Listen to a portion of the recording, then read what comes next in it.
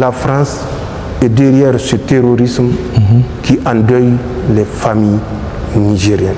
C'est une parenthèse et au moment opportun, nous sommes prêts à porter toutes les preuves de ce que nous disons actuellement.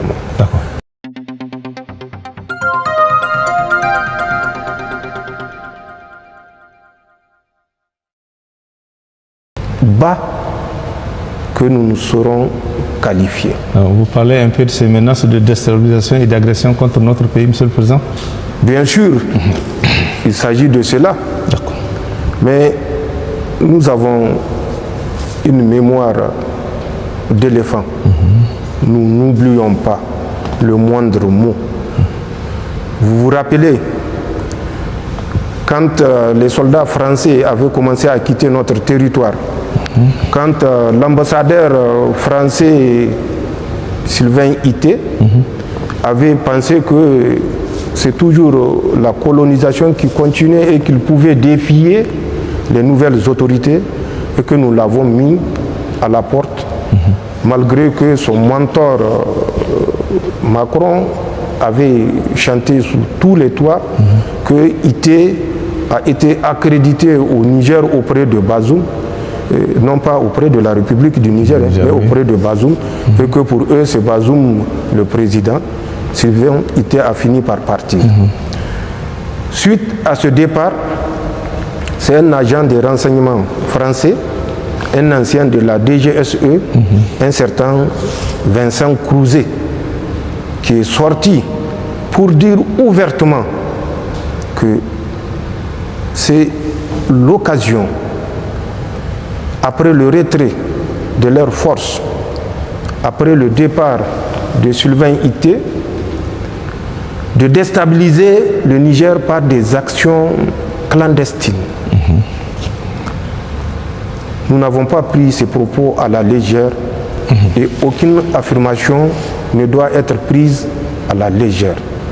Mieux, il ne faisait que répéter ce qu'il a entendu auprès de ses maîtres, notamment le président Macron, qui déjà en août, la première quinzaine du mois d'août 2023, avait initié une large concertation pour apporter une réponse corrective appropriée au peuple nigérien et au cas du Niger. Suite à ça, il a donné des instructions à un certain Jean-Marie Bockel, qui est le conseiller Afrique, paraît-il, de Macron, de trouver des solutions et en urgence pour que le cas Niger ne fasse école. Après plusieurs mois et presque un an d'études, c'est ce qui a conduit à ce fameux commandement pour l'Afrique. C'est le résultat de leur nouvelle trouvaille pour mettre les États de l'Afrique francophone au pas. Et en tête, le Niger qui a osé demander sa souveraineté. Le commandement pour l'Afrique est une version camouflée des troupes que nous avons chassées. Parce que c'est un commandement qui se fera avec une certaine réorganisation. Notamment les troupes qui sont au Tchad, particulièrement en N'Djamena, seront réduites de leur effectif pour ramener à 350, je dis bien N'Djamena, 350 hommes. Les troupes qui sont au Gabon, actuellement autour de 400, vont être ramenées à une centaine. Les troupes ivoiriennes, elles seront maintenues. Ils ont dit qu'ils ont à peu près 600 hommes. Ça, c'est leur problème. Ils vont les maintenir. Ils vont créer 2 commandements supérieurs qui seront un basé à Dakar au Sénégal et le deuxième à Libreville au Gabon. La différence pour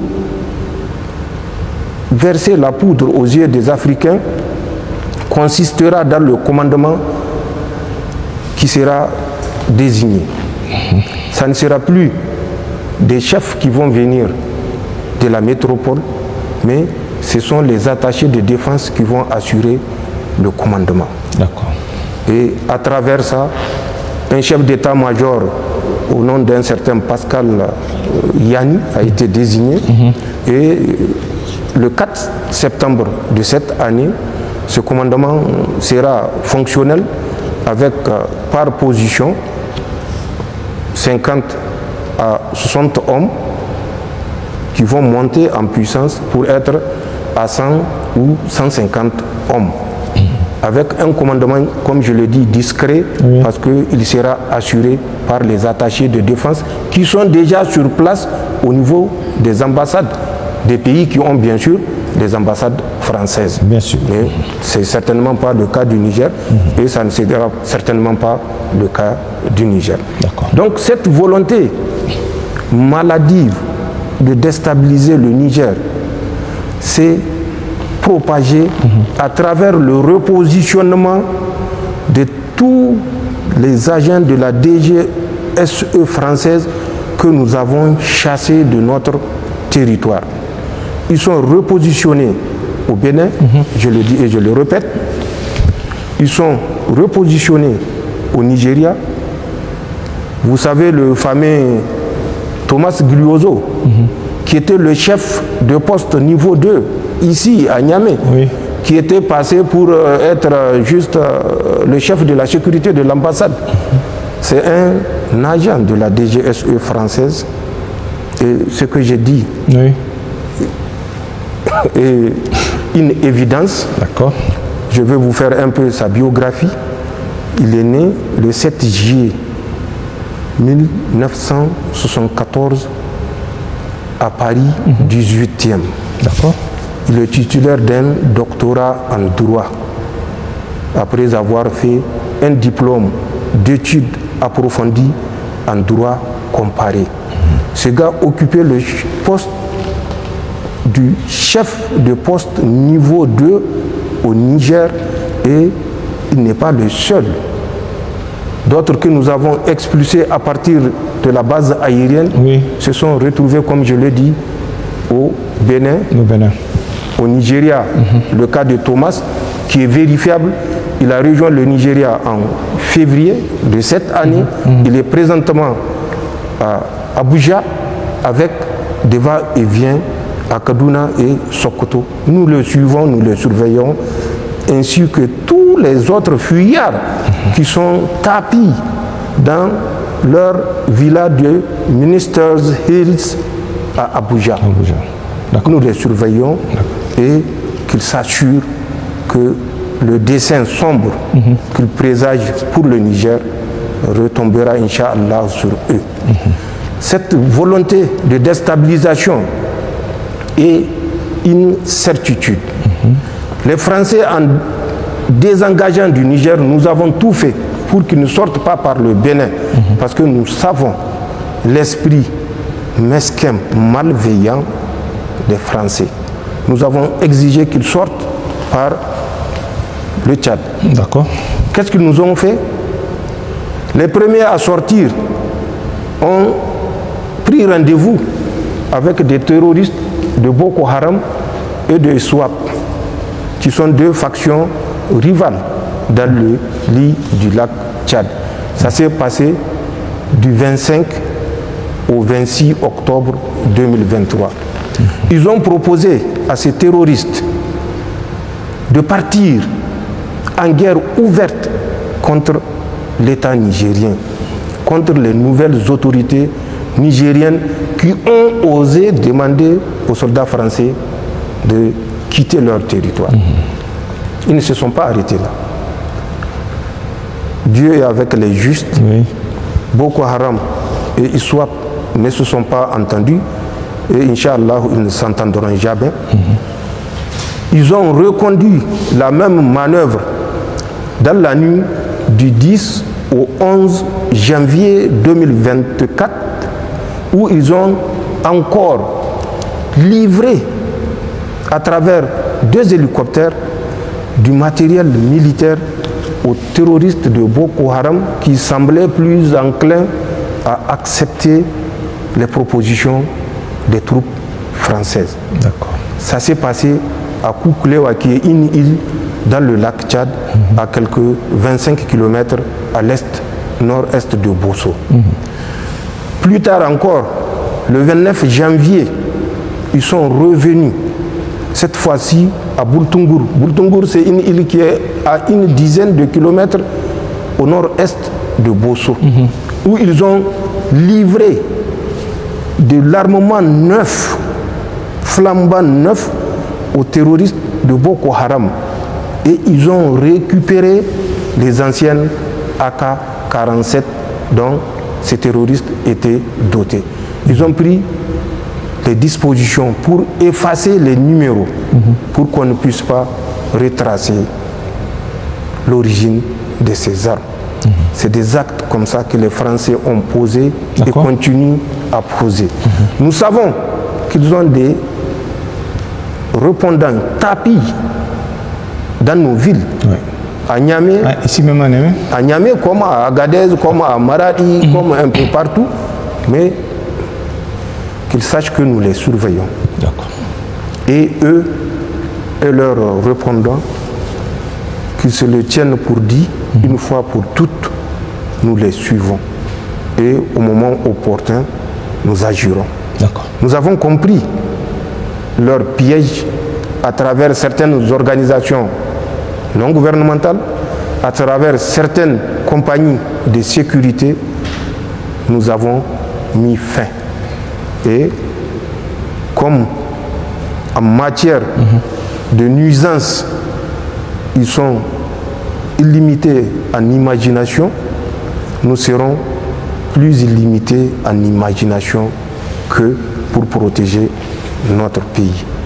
Ce qu'ils souhaitent pour le Niger, à travers les échanges qu'ils ont, à travers les échanges, les correspondances, les appels qu'ils ont avec leurs répondants, l'intention ou les intentions qu'ils ont ne vont pas prospérer. Je veux vous dire, plus grave, la France, le 16 juin exactement, a fait circuler à travers ses services de renseignement des éléments de la DG2SE qui sont au Bénin, a fait circuler l'information comme quoi 2 Occidentaux ont été enlevés avec leur guide dans le W béninois. Mais le W béninois est entre les mains des Français. Le parc du W. Mais le parc du W, il est entre les mains des Français. Les services de renseignement de la DG2SE sont à l'intérieur du parc. Nous savons les activités auxquelles ils se livrent. Et les Occidentaux qu'ils ont annoncés pour être enlevés, sont un Canadien et un Danois. Nous savons que c'est faux. D'abord, ce n'est pas le mode d'action des terroristes. Quand les terroristes prennent des otages, ils gardent tout le monde. Bien sûr. C'est à travers des négociations qu'ils libèrent ceux qui sont encombrants. Ce n'est pas ce qui s'est passé à travers cette prise d'otages. Ils ont libéré les guides béninois et ils ont gardé les 2 otages entre parenthèses. Mais nous savons que ce n'est pas des otages, c'est des spécialistes en artifice, en technique de guérilla et de combat sous bois. Ces gens ont été conduits dans la base de Fada où était l'émir Jafarou Diko, alias Émir Mahmoud. Ils ont formé ces terroristes dans la pose des engins explosifs improvisés, dans les techniques de combat, de recherche, de renseignement. Après cette base, un certain Jules Habib et Sambo Doctoro étaient partis avec une Toyota Land Cruiser récupérer ces 2 spécialistes pour les amener vers une autre position qui était entre le village de Boulel et Boulkassi. Pour ceux qui connaissent cette zone, c'est à l'intérieur du Burkina. Ces gens étaient jusqu'à la date du 15 juillet sur cette position. Ils continuent à entraîner les terroristes alors que les Français les ont fait passer pour être enlevés par des terroristes. Oui. Alors qui est le vrai terroriste? Ah oui. Donc c'est pour vous donner une idée. Beaucoup d'autres actes dont nous avons des éléments. Bien sûr. Non seulement des éléments vocaux, mais des éléments écrits pour étayer ce que nous disons. La France est derrière ce terrorisme qui endeuille les familles nigériennes. C'est une parenthèse. Et au moment opportun, nous sommes prêts à porter toutes les preuves de ce que nous disons actuellement. Donc, cette volonté de déstabilisation, les Nigériens doivent le comprendre, est réelle. Il n'y a rien d'imaginaire.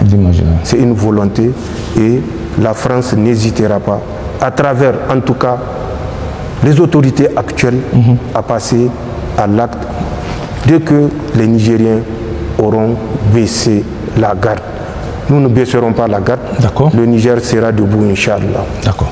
Monsieur le Président, indépendamment de toute cette situation que vous venez décrire sur la déstabilisation de notre pays, pouvez-vous rassurer un peu de plus les plus sceptiques que le Niger est tenu et dans la bonne voie pour recouvrer pleinement sa souveraineté?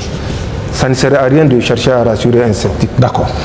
Rassure le compatriote qui est convaincu de ce qu'il fait, qui est convaincu de ce que vous faites, qui est convaincu de votre engagement, qui est convaincu de votre sincérité à le conduire vers la prospérité. Les sceptiques, nous n'avons pas le temps pour les sceptiques. Quand ils se rendront à l'évidence qu'il n'y a plus d'autre alternative que d'être du côté du Niger, ils reviendront d'eux-mêmes dans les rangs si Dieu accepte de les sauver. Car ça également, c'est une rahama d'Allah subhanahu wa ta'ala. Ramener quelqu'un à comprendre qu'il s'est trompé et qu'il revienne dans les rangs. C'est ce que je peux dire par rapport au... Monsieur le Président, toujours en ce qui concerne la diplomatie, nos relations avec le Bénin constituent un grand sujet d'actualité. Qu'est-ce qu'il faut retenir aujourd'hui? Ce qui s'est passé avec le Bénin, je ferai peut-être l'économie de m'étendre, mais il est de mon devoir de dire aux Nigériens ce qui s'est passé avec le Bénin et peut-être la lueur d'espoir également dans le cadre toujours de nos relations avec le Bénin. Je dis bien peut-être. Le 30 juillet, quand la CEDEAO avait décidé de mettre le Niger sous embargo, le président Talon, c'est à partir d'Abuja qu'il avait appelé pour dire d'interrompre tout chargement, tout franchissement des moyens nigériens. Quand je dis moyens, je veux dire moyens automobiles qui chargeaient au port de Cotonou ou qui ont chargé de l'intérieur du Niger et qui sont sur le pont de Malanville, poste frontalier. D'ailleurs, l'unique que nous avons avec le Bénin. C'est à partir de Abuja au Nigeria qu'il avait pris cette décision. Parce qu'il fallait punir les Nigériens qui ont osé prendre leur destin en main. Tout à fait normal, en tant que président du Bénin, qu'il donne des ordres. Même si nous pensons qu'il y avait une autre façon de faire qui consistait à laisser transiter ce qui est chargé au port de Cotonou. mais c'est une décision souveraine prise par un responsable d'un État souverain. Nous avons vécu cet embargo total du côté de notre poste frontalier avec le Bénin. Le pipeline, entre-temps, les travaux n'ont pas été impactés par l'embargo. Jusqu'à la fin de l'exécution des travaux du pipeline, aucune contrainte parce que le président Talon s'était déplacé en Chine pour donner cette garantie aux autorités chinoises qu'il ne fera entrave en aucune manière et il va respecter les accords entre la République du Niger et la République du Bénin, qui disait qu'en aucun cas les travaux du pipeline ou l'exploitation du pipeline ne peut être entravée par l'une ou l'autre des parties. Les travaux se sont poursuivis donc malgré l'embargo. Le premier bateau a été chargé. Le deuxième bateau était arrivé. Le président Talon s'est rappelé tout d'un coup que le Niger, entre-temps, la CEDEAO ayant levé l'embargo, le Niger a refusé d'ouvrir sa frontière. La frontière, oui. Quand ils ont fermé la frontière, nous avons acté.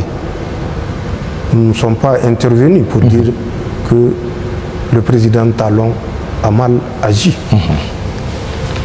Quand il va de notre sécurité, sachant ce que nous savions et que nous savons toujours,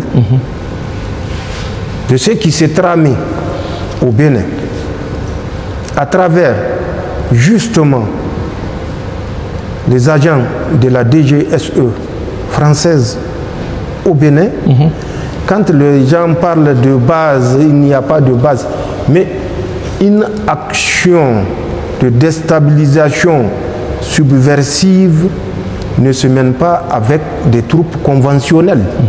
Sinon, ça ne serait pas une action subversive. La subversion, les gars n'ont qu'à consulter le dictionnaire. Que veut dire, en termes littéraires, la subversion? Sans parler du domaine des spécialistes. Que veut dire la subversion? Donc, le fait de dire qu'il n'y a pas de base, c'est des camps avancés pour lutter contre le terrorisme. Mais nous savons ce que nous savons. Nous savons ce qui s'est passé au Bénin. Au Bénin, automatiquement, je vous ai dit, après la décision de la CEDEAO, le président Talon a pris la mesure et la responsabilité sur lui d'appliquer à la lettre les mesures de la CEDEAO. C'est un État souverain, je l'ai dit. Il est libre de faire ce qu'il veut. Mais qu'on nous laisse également cette liberté de protéger notre pays.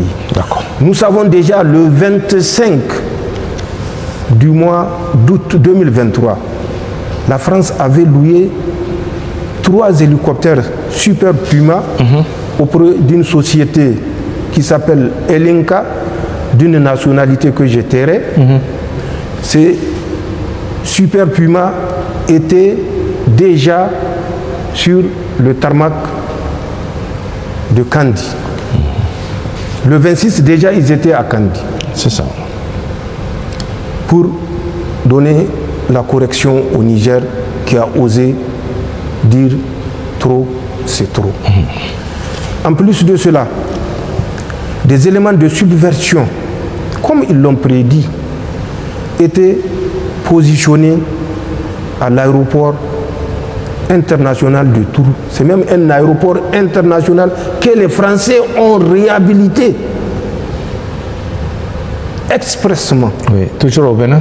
Au Bénin, à Trou. D'accord. Trou est à 7 km à l'ouest de Parakou. L'aéroport international de Trou est à 6,8 km à l'ouest de Trou. D'accord. Cet aéroport a été réactivé, rénové. Les Français avaient débarqué des agents avec du matériel à travers des vols cargo qui ont atterri. Le premier vol à 2h du matin, le deuxième à 3h du matin, pour débarquer du matériel. Parce qu'il fallait le gré, les comptes au Niger. Nous savons que des agents des renseignements en tenue civile étaient à l'hôtel GB de Kandi le 25, le 26 du mois de septembre 2023. Ils étaient en tenue civile en reconnaissance. Il fallait reconnaître l'aérodrome de Porga qui fait 2 km 100 à la lisière de la frontière, toujours dans le parc W, à la lisière de la frontière Bénin-Burkina Faso, 2 km à l'intérieur du W côté Bénin, 2 km donc de la frontière burkinabé. Cet aéroport de Porga est entre les mains des Français. D'accord. Officiellement chargé de préserver le parc. Mais vous vous rappelez de cet officier des eaux et forêts du Bénin qui avait élevé la voix contre les agissements qui s'est passé dans ce parc à travers la réalisation de cette piste. Et vous savez le sort qui lui a été réservé. Donc nous savons, c'est une évidence que cet aéroport dont nous avons les coordonnées que je pouvais dire exactement. Ensuite, ces mêmes agents de renseignement français étaient dans un village qu'on appelle Alpha Kouara, où il y a une piste, mais de moindre ampleur également. Nous avons les coordonnées de cet aérodrome où les Français étaient partis en reconnaissance, toujours accompagnés des agents subversifs français. Nous savons que l'école normale de Kandi, qui a été abandonnée, une école normale abandonnée qui est à la sortie nord de Kandi, est occupée par ces agents subversifs français où ils avaient évolué avec 10 Toyota Hilux, immatriculation civile, notamment de l'administration béninoise. La sécurité de ces gens était assurée par la police républicaine du Bénin. Nous savons également, toujours dans leur recherche des points, des positions à partir desquelles ils vont déstabiliser le Niger, ces mêmes agents ont effectué une mission de reconnaissance sur les hauteurs sud-ouest du village qu'on appelle Madikali. Nous savons tout cela, avec les effectifs précis. Je le rappelle, ce n'est pas des bataillons, ce n'est pas des compagnies, mais c'est des groupes d'agents subversifs qui évoluaient en tenue civile et avec des éléments des forces armées béninoises eux-mêmes en tenue civile. Donc nous savions tout ça. Nous savions mieux que ça des vols de reconnaissance que les Français faisaient à partir du Bénin. Et en prenant souvent les précautions pour rester à l'intérieur du territoire béninois. Mais comme ils ont une grande capacité de zoom, ils pouvaient prendre des images, découvrir des points de passage, découvrir des points de vulnérabilité, découvrir nos positions. Mais étant à l'intérieur du Bénin, nous ne pouvons pas agir sur ces éléments, ni agir contre ces éléments. Donc nous savions tout ça. Nous l'avons dit, le Bénin n'a pas semblé nous écouter. Les gens ont fait des dilatoires pour dire qu'il n'y a pas de base, il n'y a pas de régiment, il n'y a pas de brigade, il n'y a pas de bataillon. Nous n'avons jamais dit qu'il y a des bataillons. Il y a des agents de déstabilisation subversive français à l'intérieur du Bénin. Ils ont fait leur relève début du mois de juillet. Nous les suivons. D'accord. Une nouvelle équipe est venue. Leurs relèves ont eu lieu le 5 juillet. Nous le savons. Qu'ils sachent que nous le savons. D'accord. Et qu'ils s'en tiennent pour dire que nous épions tous leurs faits et gestes. Ces agents français étaient ceux-là même qui ont donné des instructions directes aux terroristes pour vider tous les villages agricoles de la région de Tillabéri. Ils ont donné des instructions claires de massacrer des populations pour les pousser à quitter et ne pas exercer d'activité agricole. Oui. Nous le savons. D'accord. Ils ont fait pire que ça. Mais nous savons tout ça et nous tenons compte de tout cela pour décider de la sécurité des populations nigériennes. D'accord. Le Bénin, le président Talon a fait beaucoup de tapage sur le fait qu'il avait envoyé un émissaire vers son frère Tchani, un frère qu'on affame parce que Macron l'a voulu, et un frère qu'on pense qu'il y a encore des liens de fraternité avec ce frère qu'on a voulu déstabiliser. Mais rétablissons les faits, puisque je n'ai jamais parlé de ça. Aujourd'hui, je parlerai de ça. De quoi s'agit-il? Le 26 du mois de juin, le PDG de China National Oil Development Company était venu ici, à Niamey. Je l'ai reçu en audience avec l'ambassadeur de la République populaire de Chine. Il a émis le vœu qu'une rencontre puisse avoir lieu, une rencontre tripartite. Au moment de l'audience, il y avait le conseiller technique en matière du pétrole, il y avait la DGA du WOPCO qui était présent. Je les avais instruits de prendre contact avec le ministre du pétrole pour trouver une date avant le 31, date à laquelle cette rencontre tripartite entre le Bénin, le Niger et WAPCO pouvait avoir lieu. C'est ce qui a été fait. Déjà, les échanges sont partis le 26, je crois, du mois de juin. Le ministre de l'eau et de l'énergie du Bénin était venu dans le cadre de cette rencontre tripartite. Il se trouvait qu'au moment où il était venu au Niger, le Premier ministre était en déplacement. Le ministre de la Défense qui assurait son intérim était en déplacement. Malheureusement, la deuxième personnalité dans l'ordre protocolaire qui devait assurer l'intérim était le ministre d'État, ministre de l'Intérieur. Oui. Il était couché.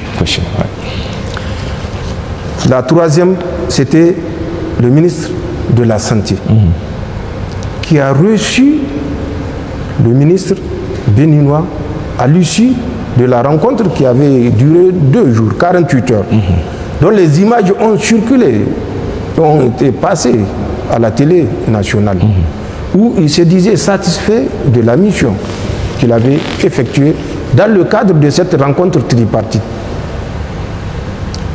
Tout d'un coup, il a pensé qu'il est porteur d'un message du président Talon vers le président Tchani. Et il a souhaité me rencontrer. Les messages officiels font l'objet d'un traitement spécifique à travers le ministère des Affaires étrangères. D'accord. Il aurait fallu qu'il le dise avant de quitter le Bénin. Après la